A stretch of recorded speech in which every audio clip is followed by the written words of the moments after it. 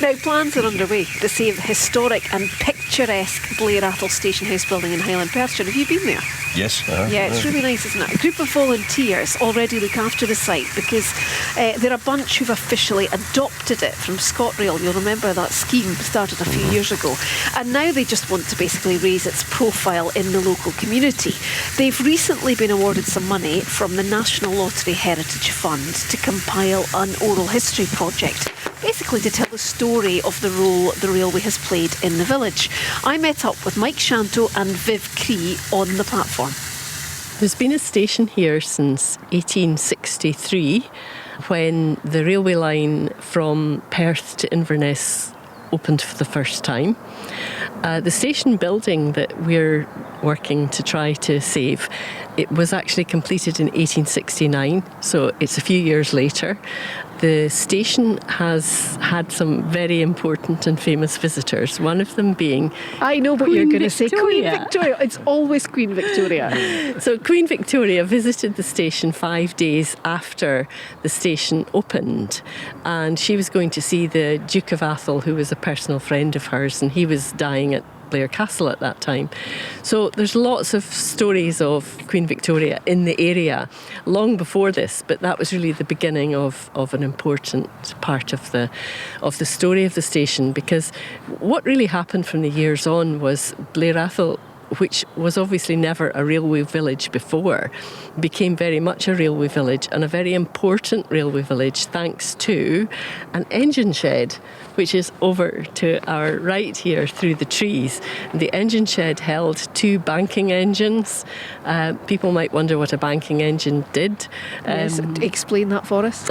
So the banking engine actually pushed the steam trains up and over Drumochter Pass. So if there hadn't been the banking engines and the engine shed, you wouldn't have had trains from Perth to Inverness. So it became obviously pretty popular. As you say, you're on the Highland Main Line. Yes, it was the most important station on the line because of the engine shed and the banking engines and everything that went with it.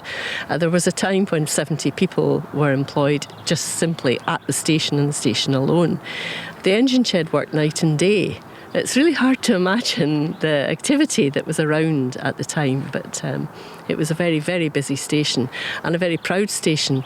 And without being competitive about it, we were actually a much more important station than Pitlochry. So it was pretty busy up until the 1960s, and then there was a decline. What caused that? One word: diesel.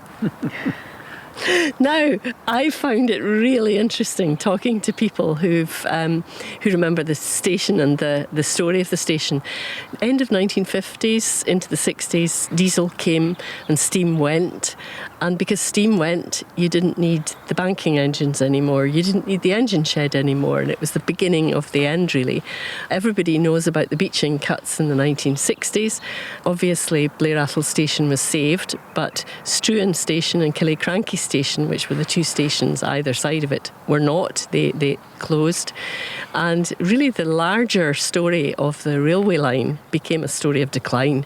In the 1960s, the Duke of Atholl's private waiting room was demolished at Blair Atholl Station.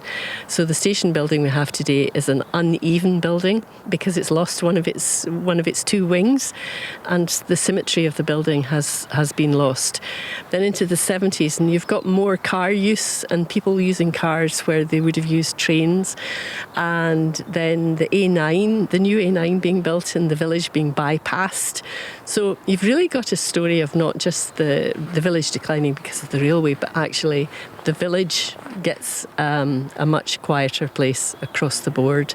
Mike, it's played a big part in your life. You say you were basically born here. Yeah, I was here, and then my father was Canadian. My mother worked in the station, and they met and married. And I was in Canada from 1946 and came back in 52, and this was my playground. Because my grandfather was a ganger, he was a charge hand on the railway, and I was always up turning the engines on the turntable, pushing it with one hand. There was a lot of us played up here. And it was a very, very important place. It employed a lot of people. The school was full of people. We had a lot of businesses here because of the railway as well. And you witnessed its decline, of course. I did. I went to, as Viv was saying, It was steam trains I went to. It was the 10 to 9 train to Pitlochry School. When we finished at the primary school here, we went to Pitlochry. And it was a steam train. And it was great fun. And then I was still going to Pitlochry School when the first diesel came in, and we hated it.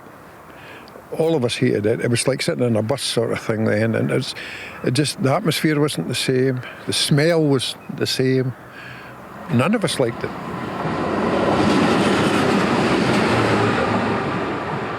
You've adopted the station house.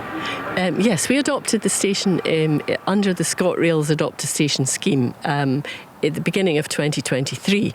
And what that meant, first of all, was looking after the plants, the planters, a community notice board, just basically Keeping it clean. Keeping everything clean. We pick up litter, we do all manner of things just to keep it nice for visitors and for travellers.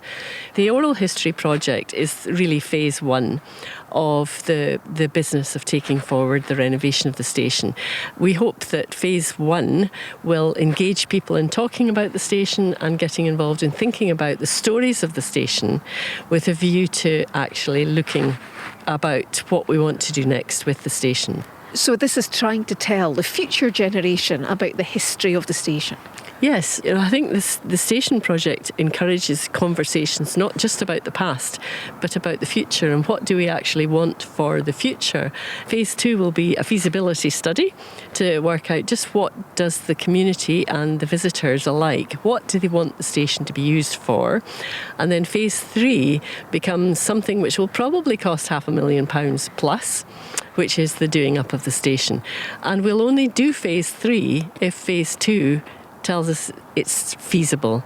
And that for us is really important to think about what is sustainable long term, because there's absolutely no point in raising £500,000 of public money to do up a building which then doesn't wash its face. And it's important that we understand that and that those who are working with us do as well. That's Viv Cree and Mike Shanto from the Friends of Blair Atholl Station.